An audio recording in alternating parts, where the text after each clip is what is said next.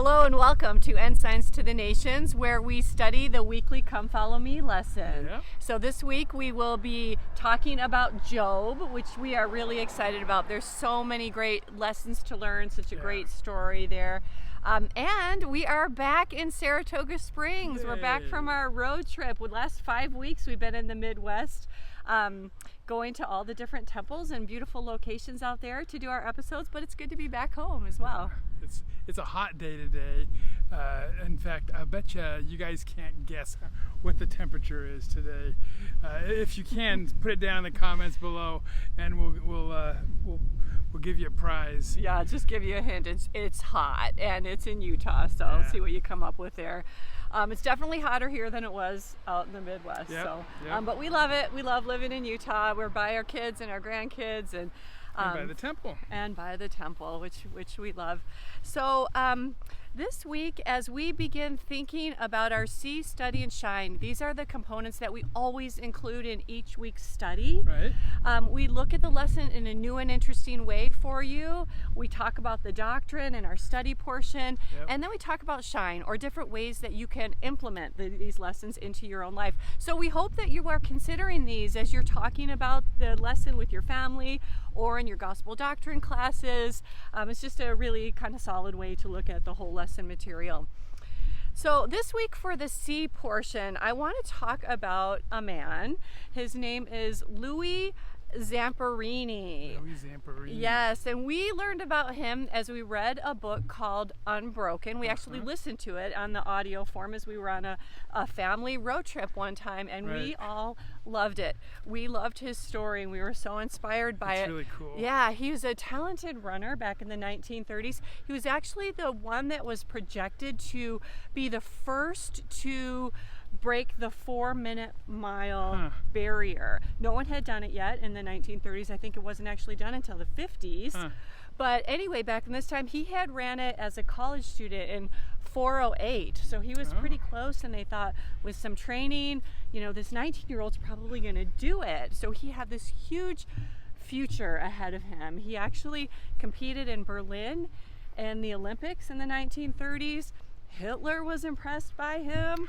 So a lot of people were impressed by him. So he was living the good life. He was living the good life. But then everything turned around. Yes. Everything crashed. World War II started. He actually went into the war. He had became a soldier in the war. He was got in a plane crash, and he was lost at sea on a raft for 47 days. 47 he suffered days. all kinds of starvation, sunburned, on the verge of death. Finally, someone found him, and it wasn't a rescue. He became a prisoner of war. He thought, something good's happening. I'm getting out of here. And it wasn't. He went into a prisoner of war camp. Yeah, and he suffered all kinds of starvation, beatings, public beatings, torment. Went through all kinds of just unimaginable things. You have to read the book. I won't go into details. I don't want to even tell the ending of it, but everything turned around. He suffered all kinds of things. It's the brightest future you can imagine. And I just can't imagine having that all taken away from me. And we're talking about someone from the scriptures today who had a very similar story. Absolutely. Job. Yep, Job was, Well, Job 1:1, let's start with that. Yeah. It says he was a perfect and upright and one that feared God and eschewed evil. Yeah. So it goes on to talk about everything that was going so great for him. Yeah, he was a good guy, just like Louis Zamperini. He had it all. He had everything that he wanted to have, and he lost it. And this book about Job, it's not so much a story as an allegory.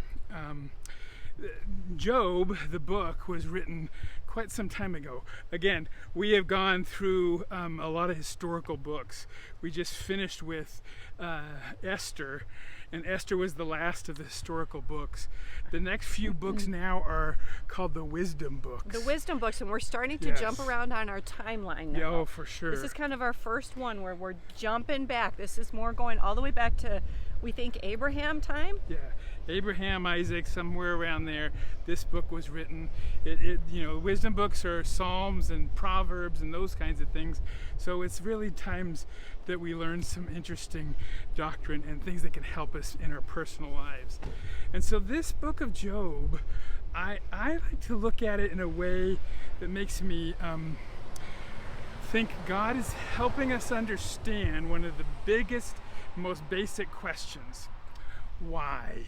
Mm-hmm. Everybody in the world asks why. Why is this happening to me? We all ask why. When something horrible happens, Yes. it could be a death, it could be a Yes. family tragedy, the loss of a job.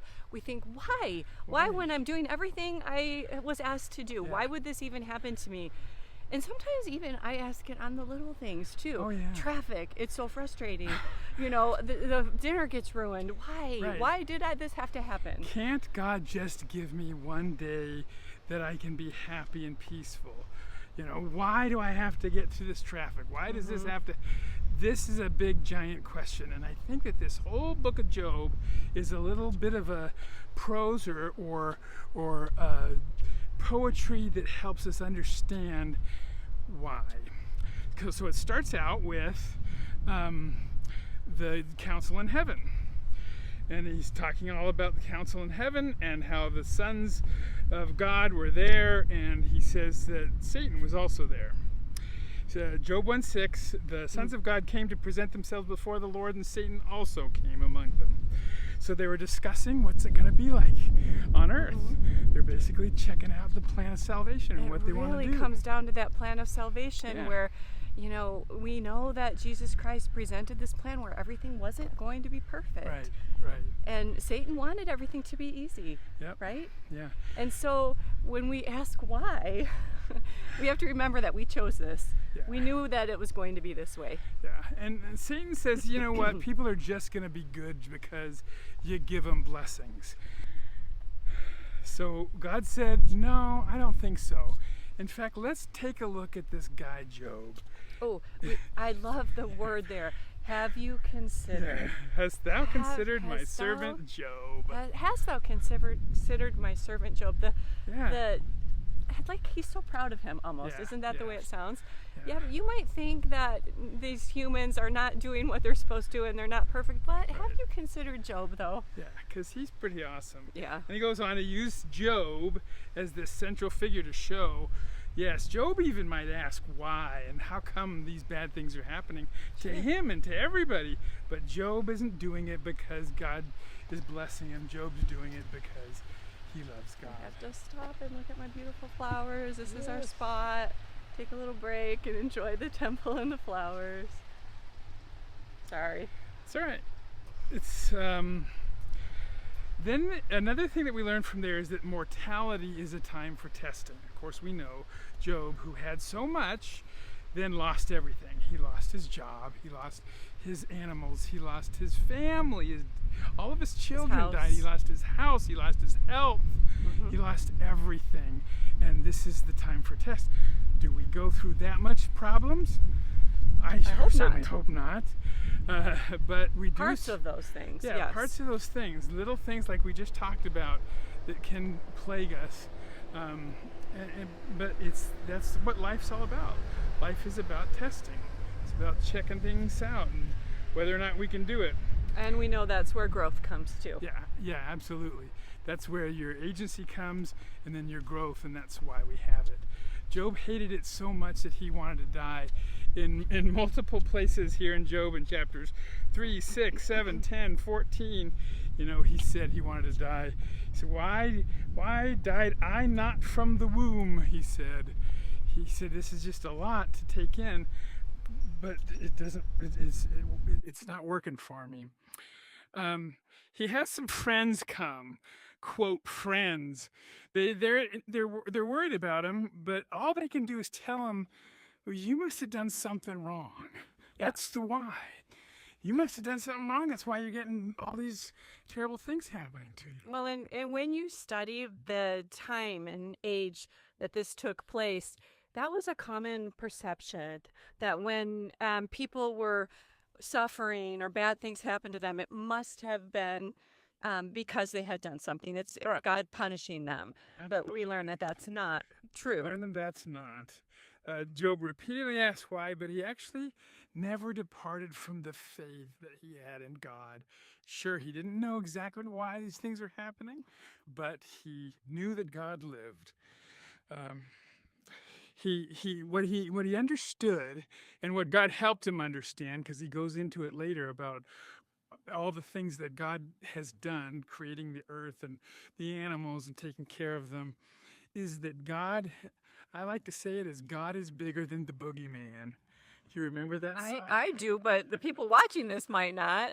God is bigger than the boogeyman. It's a VeggieTales episode. It's a cartoon called The VeggieTales that our kids used to watch. Yeah. And there's this fun little song about God is bigger. I'm not going to sing it, but God is bigger than the boogeyman. Yeah, and of course it means that the things that you think are so horrible in your life, you know what, God is bigger than all of that. And that's what God was trying to teach Job. Is, yep, these bad things are happening, but guess what? I know about them all. God is in control. He knows the end from the beginning. Yes. We can have faith that when we're going through these hard times, it's going to work out. Yeah. It's going to work out. Another thing that we learn here, and this is really the best part, and I think it's wonderful that it's right in the middle of this whole thing, is that we need a redeemer, and that Job talks about, he knows that he has a redeemer. He said in 1925, "For I know that my Redeemer liveth." Oh, that's my favorite part of this. I know I have a lot of favorites in this lesson. Have I said that 2 or 3 times already? But that's one of them. I love it that he can say, even though my health is taken away, my family is taken away, my home is taken away, but I know that my Redeemer liveth. So through all of these bad things, if you know your Redeemer liveth, then it's really going to be okay. There's a hymn we all know. I know that my Redeemer lives. It says, He lives, all glory to His name. He lives, my Savior still the same. Oh, sweet the joy this sentence gives. Yeah. Right? Even in trials, the joy this sentence gives. I know that my Redeemer lives. He lives, all glory to His name. He lives, my Savior still the same. Oh, sweet, again, that word, the joy this sentence gives. I know that my Redeemer lives. Yeah, because it doesn't matter if you don't know why all these bad things are happening. Right. And it didn't matter to Job. His friends are trying to figure it out. They're trying to talk sense into him. But he says, listen, the only thing that matters is that I know that my Redeemer lives. Because if the Redeemer lives, the suffering is not final. That's the doctrine there. Death is not final. Suffering is not final. Grief is not final. Your story is not over if your Redeemer lives. Yeah. And that's a big part of it, I think. I love that one. That your story is not over. Yeah. And that brings a lot of peace and joy to know that. It does. This is because whatever chapter you're in right now, that's not the end of the story. And death doesn't bring that end, and sorrow doesn't bring that end. God's in charge of what the end looks like. And we find that in chapter 42, the end of Job. We find out that it all works out for Job. It says the Lord gave Job twice as much as he had before in verse 10. Mm-hmm. So it works out for Job. That's not to say that that's exactly what's going to happen for us, that we'll get twice as much, but it is to say that we will get the blessings. And we don't know when. No. We have to trust the timeline. Right. And that God is there, and he's responsible for that. He's responsible for the end. Okay, so with our C portion, we see with Louis Zamperini, he had An example. the world ahead of him. Everything was going great. Had everything taken away from him. He was a real live Job. He really was. He actually lived a long time. He lived many, many years, and he was able to be part of the torch passing and the Niveno Olympics many, many years later. His faith in God served him well. He forgave some of his captors and all the people that did so many mean things to him. He started a non-profit organization to help youth. Yeah. So he lived a very full, good life. Blessings. Yeah. And so, and then our doctrinal part, Yep. we talked a lot about Job and all of the different great lessons and life lessons that we can learn from him. It's really all about the plan of salvation. That's the most important lesson that we have here is God has made this plan for us. Keep that in mind. And the central part of that is, I know that my Redeemer liveth. Yes, and our suffering is not going to last forever. Right. Okay, and so for our shine, I want you to think just a minute for the Lord saying what he said about Job. Has thou considered my servant Job? Yeah. Think about putting your own self in there. If the Lord was to say about you, has thou considered my servant Kurt? Hast thou considered my servant? Put your own name in there. And so, like, in the middle of hardship, in the middle of questions, in the middle of life, when things may not look easy from the outside, what if heaven could see your faithfulness and see how you are trying? You're trying to walk uprightly, like Job did. You're trying to turn away from evil, and he could say, they are choosing me and choosing faith, even in those hard times. And again, like you said, Job said, for I know that my Redeemer liveth. Is that something that we can look with that perspective as we're going through we have good days too. I mean, life isn't about suffering. Right. That's not what the plan of salvation was. We know that men are that they might have joy. Yes, right? Exactly. So we are going to have those good days too, and we can really be grateful, and we can be praying and just expressing our gratitude for all of our wonderful blessings. But there'll be hard times too, where we need to remember all of these great principles. Those times when we feel like we want to ask why, and we really don't have the answer why. Just remember that God is all powerful, that God is greater than the boogeyman, and that he has a plan for us. And I just want to read one part from For the Strength of Youth Guide. It says, Jesus Christ brings joy. You might have a bad day, a bad week, or a bad year. Just remember, joy is not the absence of sorrow in your life. It is the presence of Jesus Christ in your life. So bring this all back to the Savior again. Yeah. So wonderful. Well, next week we get to talk about Psalms. Finally, I love the Psalms, and these are some wisdom books, and so we're going to start to get into the Psalms. So again, if you have found this episode helpful for you in your studies, share it with somebody. Like, subscribe. We're actually almost at 300. So we would love to hit that mark. So subscribe if you choose to do so. We do these episodes every single week. And so hopefully it will be helpful for you. And even if you don't subscribe, you know what? We love doing it. Yeah, we do. It's given us incentive to travel and study the Come Follow Me as a family. So we're loving every minute of it. We certainly are. So join us next time on Ensigns to the Nations.